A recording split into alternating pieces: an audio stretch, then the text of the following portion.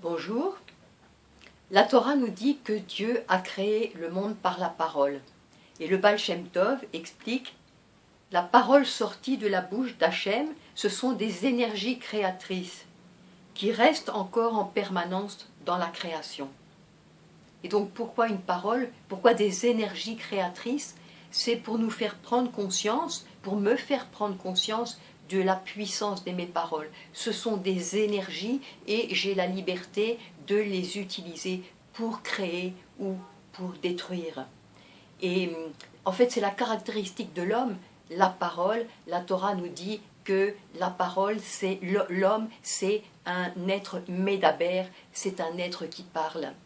Et quand la Torah nous raconte, et l'homme fut Nishmat Chaim, et l'homme fut une âme vivante au moment de sa création, Onkelos traduit, et l'homme fut une âme parlante, parce que c'est vraiment la caractéristique. L'homme parle et peut créer par sa parole, et le dialogue, c'est la base de tout. Je peux, si je refuse la parole à quelqu'un, je tue finalement, c'est comme si la personne n'existe pas, je refuse l'existence à la personne.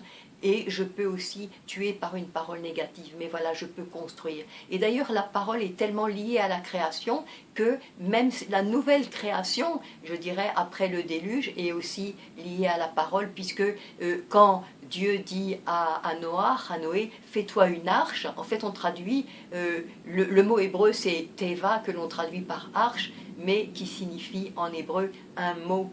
Donc Dieu dit à Noach, pour que soit sauvé ce petit reste d'humanité et que soient sauvés les animaux, fais-toi un mot. Et pour subsister au déluge, ils se sont réfugiés dans un mot. Et d'ailleurs le Baal Shem Tov remarque que les dimensions de l'arche, en fait, c'était les valeurs numériques du mot lachon en hébreu, qui est la langue autant parlée que la langue organe, mais donc à nouveau c'est un lien avec la parole pour nous montrer que c'est la base de tout, et que cette nouvelle création qui était faite après le déluge, cette nouvelle humanité devrait retrouver un autre dialogue, une autre relation avec soi-même, avec Dieu, et aussi entre les personnes, un nouveau dialogue qui donne une nouvelle création. Et j'avais trouvé intéressant qu'un grand maître chassidique polonais traduisait la Torah orale, ça se dit en hébreu la Torah chez Béal Peh, la Torah qui est sur la bouche d'une certaine façon.